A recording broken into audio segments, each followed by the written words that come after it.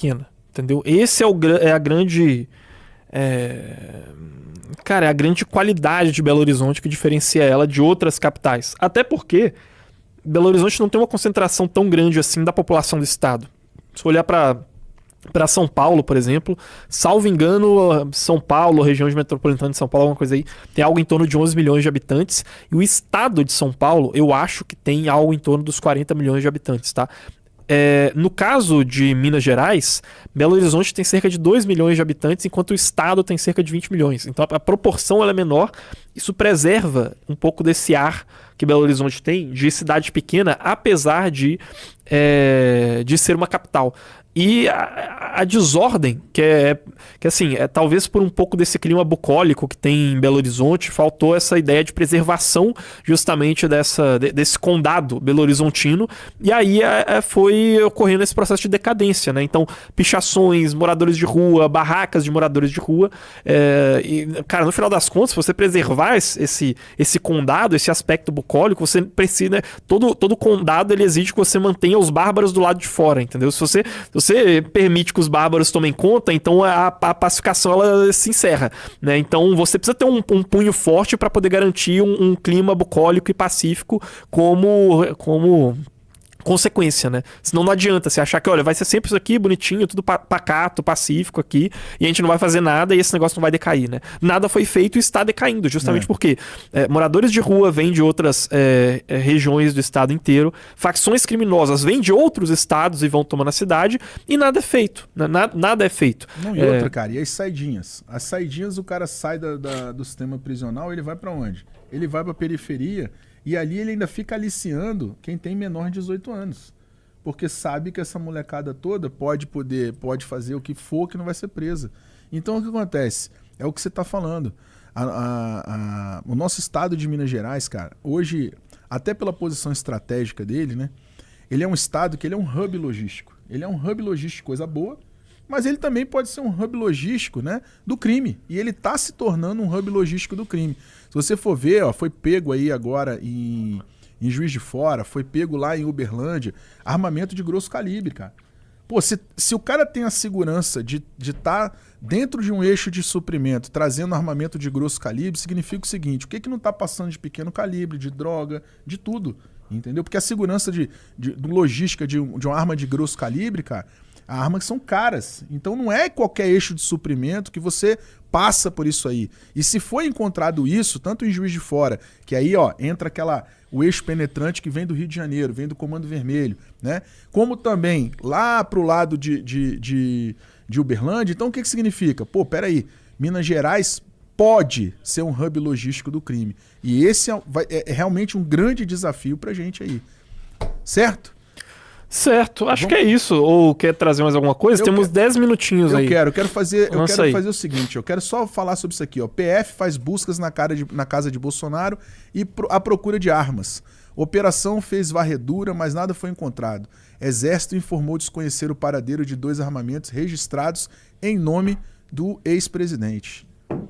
Então a Polícia Federal cumpriu o mandato de busca e apreensão nesta quarta-feira na casa do ex-presidente Jair Bolsonaro, em Brasília.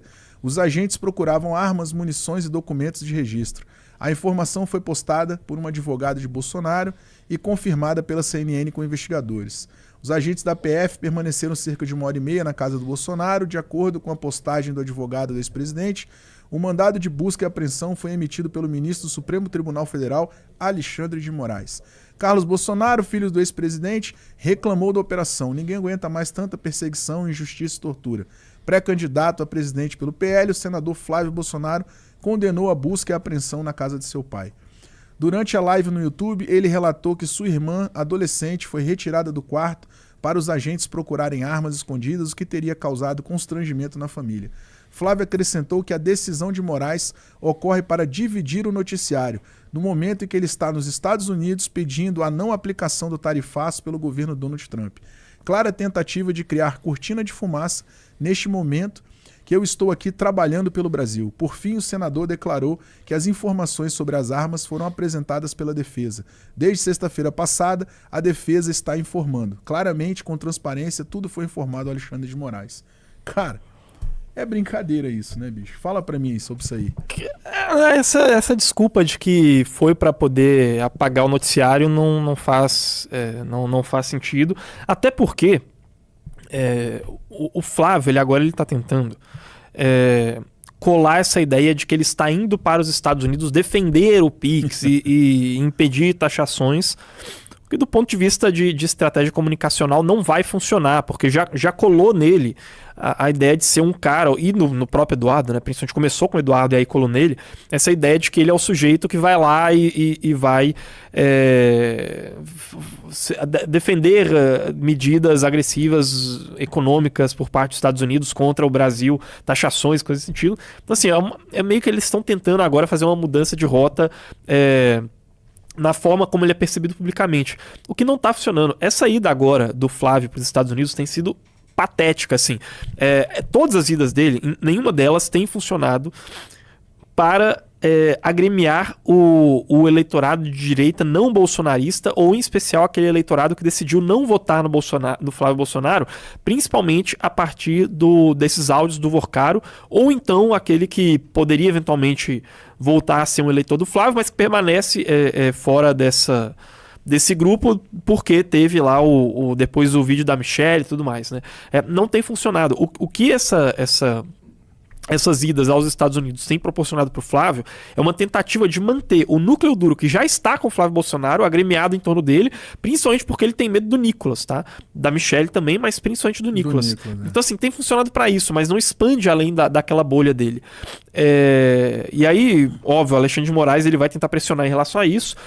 A grande vitória dele em todo esse processo foi conseguir calar o Bolsonaro, porque aí sem ter o Bolsonaro para coordenar, cada membro da família tá saindo para um lado, né? Em especial a facção nicolista junto com a Michelle Bolsonaro. Michelle, inclusive, que chega a chamar o Nicolas de filho 06 em alguns momentos. E do outro lado, a facção do Flávio, do Eduardo e do Carlos, elas ficam separadas, né? Então o Alexandre de Moraes ele esmagou o espírito bolsonarista, né? Digamos assim. Porque também não sou eu que vou vir aqui defender Alexandre de Moraes, entendeu? Não, eu vou falar um negócio pra você. Quando eu começo a olhar isso tudo, por que eu quis colocar essa notícia aqui? Pra gente entender a grande estrutura de poder, cara. A notícia vem falando de uma situação de busca de armamento que provavelmente deve ser registrado do próprio Bolsonaro, que tá preso, né, cara? Que não tem nem o que fazer, tá dentro de casa sem poder fazer nada, não é isso? Aí eu pergunto pra você, olha só, a notícia traz isso, mas o engodo é alimentando uma estrutura de poder, que eu não sei se está todo mundo trabalhando em conjunto, cara. É uma coisa que a gente fica pensando assim, mas quando a gente começa a analisar, olhar por debaixo da linha do horizonte ali, você começa Cara, qual é a grande situação disso tudo? Por quê? Porque se você for ver, há pouco tempo atrás a gente começou a pegar as notícias do Vorcaro, que era um ponto de união de todo mundo, dessa estrutura de poder. Então, ele alimentava um lado, alimentava o outro, alimentava isso, alimentava aquilo. Pô, será que esse cara realmente era um dos mandatários dessa estrutura de poder? Entendeu? Aonde você une uma ideologia de direita e uma ideologia de esquerda, tudo em função da busca de poder. É por isso que eu falo, cara. Entendeu? Enquanto a gente realmente não criar uma estrutura de responsabilidade, entendeu? Um trabalho que está sendo muito bem feito pelo Kim Kataguiri dentro do Congresso, aonde ele olha, né, a função dele não como em benefício próprio, mas sim em função da população, em função populacional. Então o que acontece? Enquanto a gente realmente não criar uma estrutura de responsabilidade, dificilmente a gente vai conseguir se contrapor a essa estrutura de poder. Por quê? Porque é uma estrutura de poder que ela envolve toda a parte do poder decisório, que é o poder político de uma nação. Então a gente tem que se atentar a isso, deixar de ser, espectador, deixar de ser passageiro dessa situação toda e a gente começar a ser proativo. Buscar, quando a gente lê uma reportagem dessa, buscar o que está por trás disso tudo. Né? A gente parar de ficar parido pelos ouvidos. E é Perfeito. Isso aí, meu querido. Cara, muito obrigado pela tua participação, muito obrigado. Eu que agradeço. Tamo junto aí. E pausa pro café. Termina agora. Antes de terminar, de novo eu vou falar para vocês aqui, não deixem de comprar a Valete, o Lobo da Faria Lima e o Prendeu Matou. E junto vocês vão receber nada mais, nada menos do que o livro Sun Tzu, A Arte da Guerra, certo? Muito obrigado pela presença de todos vocês, pessoal que está nos acompanhando aí no chat. Muito divulgar obrigado. Os perfis também. É né? isso aí, vamos divulgar, divulgar o perfil do Coronel Neg, tá? Que é um perfilzinho novo, o meu perfil original Neg Negreiros, mas é relacionado à minha empresa. E o Coronel Neg, que foi um perfil que eu criei exatamente para esse tipo de assunto. E o perfil do Carlos Henrique, carlos_henrique.mg, certo? É isto. Tamo junto, gente. Sigam-me lá porque eventos importantes acontecerão aí no final do ano e eu preciso de seguidores, tá? Gosto disso. Grande abraço, pessoal. Valeu!